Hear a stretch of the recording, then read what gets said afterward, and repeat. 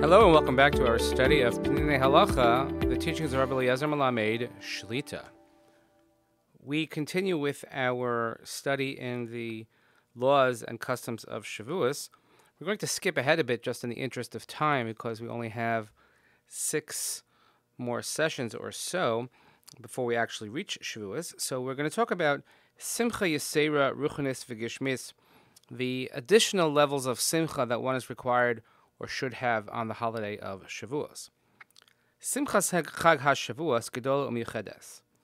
The Simcha of Shavuos is great. It's unique.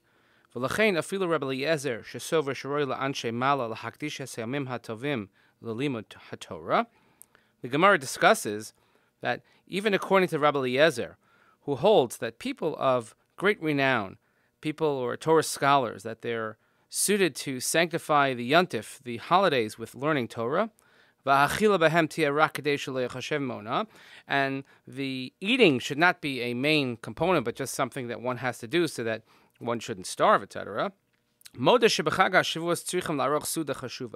He himself, Rabbi Eliezer, admits that on Shavuos we have to have a special important meal, because as the Gemara Pesachim says, this is the day that the Torah was given. Since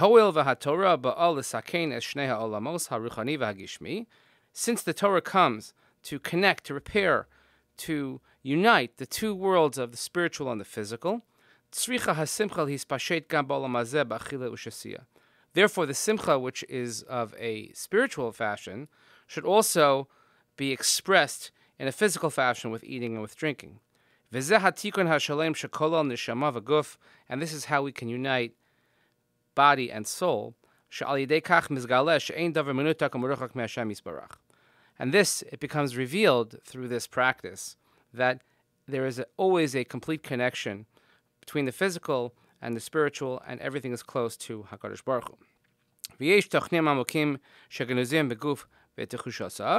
And there are great values and purposes that are deep and hidden in the body and all of its senses. And only will come out, these secret senses, so to speak, when it is connected with the spiritual, with the neshama, and then we could stand on them.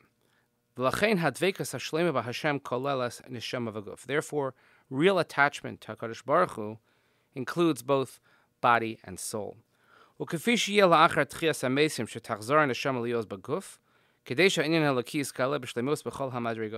mentions a piece from the Shalah, and that after what we believe is Tchias HaMesim, the revival of the dead, that the neshama will return in some fashion in a physical manner. Again, this is sort of way above my pay grade to discuss these types of matters, but one can look at the Shalah and in other places.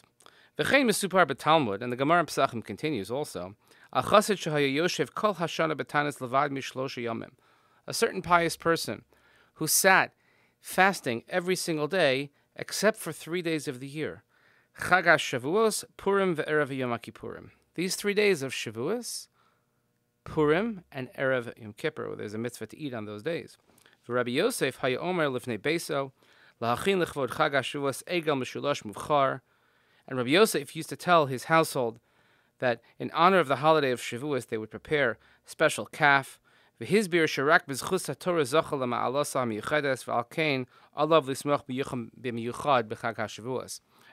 of the merit of the Torah, because of the gift that we have in the Torah, we are able to elevate to certain levels, and therefore we have to have a unique and special celebration. Therefore, one has to be overly so celebratory on Shavuos, because again, it's not just a spiritual simcha, but through the physical, we can also appreciate these great levels. And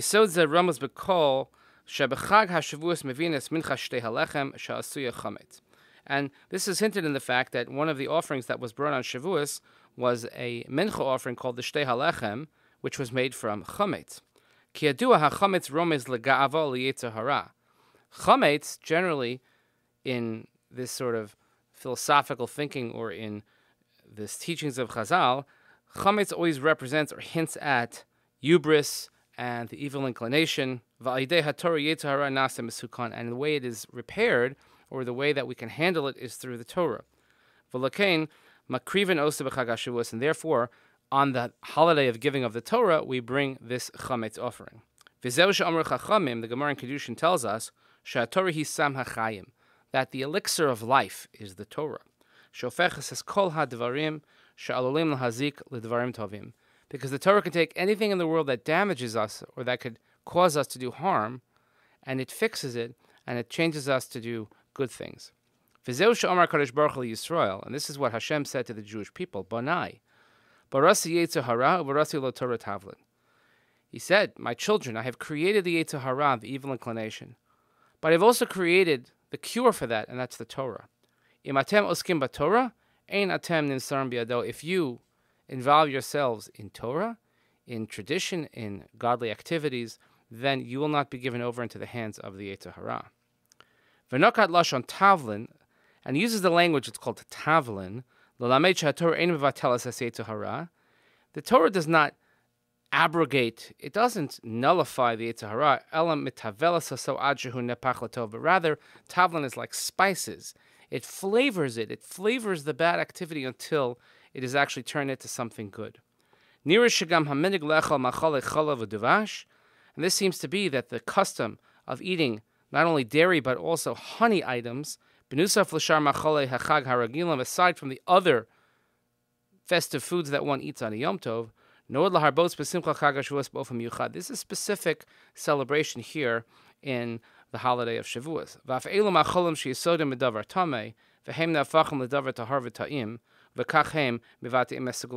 Because, let's say, these items, dairy, honey, that come perhaps from impure origins, and yet they can turn into holy items. Again, it's the same idea of taking what we have, the challenges that we have, using tradition, using the Torah to sweeten them, to flavor them, so to speak, so that we can have a proper spiritual connection and turn those possible pitfalls into successes and into masim tovim, into wonderful actions. This is just kind of the philosophy of the Chag HaShavuos. We're going to see further next week, God willing, some more about some of the holidays and the customs, and maybe we'll talk a little bit about eating dairy on Shavuos, as you know, one of my favorite customs to not observe as a meat eater myself. But I want to wish everyone a wonderful Shabbos, a happy Yom Yerushalayim that is coming up this Sunday, peaceful, restful, meaningful Shabbos. Thank you so much for listening this week. We'll see you, God willing, next week. Have a great day.